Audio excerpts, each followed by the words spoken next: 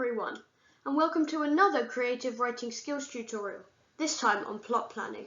This is the most crucial part of planning a book or a story or whatever really you're writing. It's crucial because without it, the book is nothing, the plot is the whole book. So there's lots of reasons to plan the plots. For example, it will make the story more concise, so the story won't drag on and be really boring. It makes your life easier because you can just write as you go, and so you know what's going to happen next time, so you don't need to be sitting, it kind of minimizes the risk of writer's block. It will also be more interesting, which makes it more enjoyable to read, so more people will want to read/buy it. Plot planning. This is how to plan the plot with various different techniques. So first we've got sections. So this is what I like to do. So you write a plot by breaking it down into smaller sections. And this allows you to see clearly what the story will contain. The sections don't need to make it into the final piece, but they are useful because they allow you to see how far you've come so far.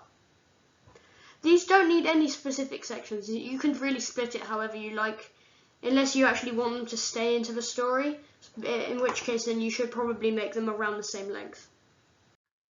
There's also structured sections. This is very common when you're being taught how planning plots in school.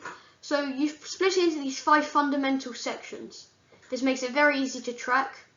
And it can actually be shown visually as a line.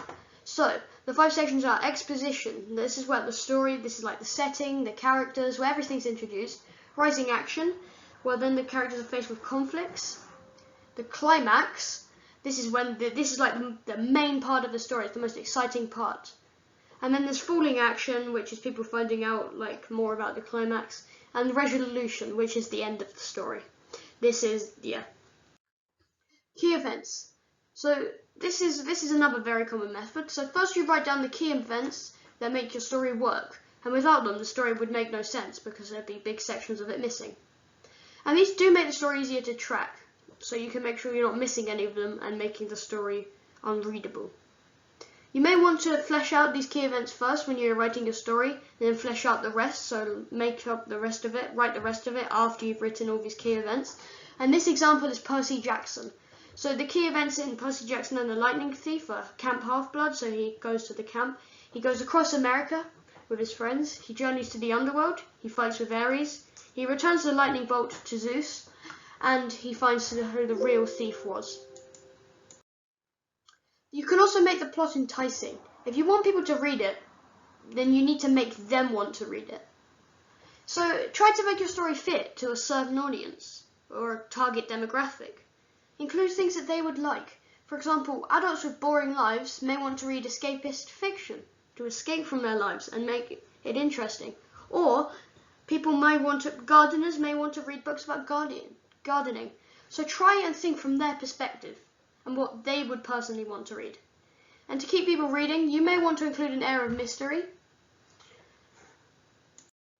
So research. Make sure you know what you're writing about. This means that it would be more realistic because you're writing about it more accurately. Research can come in any form, but personal experience is the best. So if you're writing a story where these characters go on a big car chase, then you may want to be in a car chase. Or feel what it's like, so you know what they will feel like in the situation. Now you try. Use one of the plot planning techniques covered to plan your own plot. So if you've got a story that you really wanted to write, or you've wanted to write for a long time but didn't know how to start it, use one of those techniques to try and start it and see how far you get. This is what I did when I was planning my slave novella. I actually ended up keeping these parts in for the final story, but you don't really have to. So these are the main parts. So she gets taken from the village, there's a journey across the Atlantic, she works in a house, then she leaves the slave uprising. So these are my 4 main parts of the story. That's how I've broken it down. Okay, and please complete the online survey.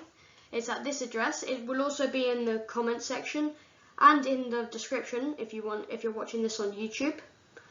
Thank you for watching. If you enjoyed this, please share it with your friends and family. Goodbye.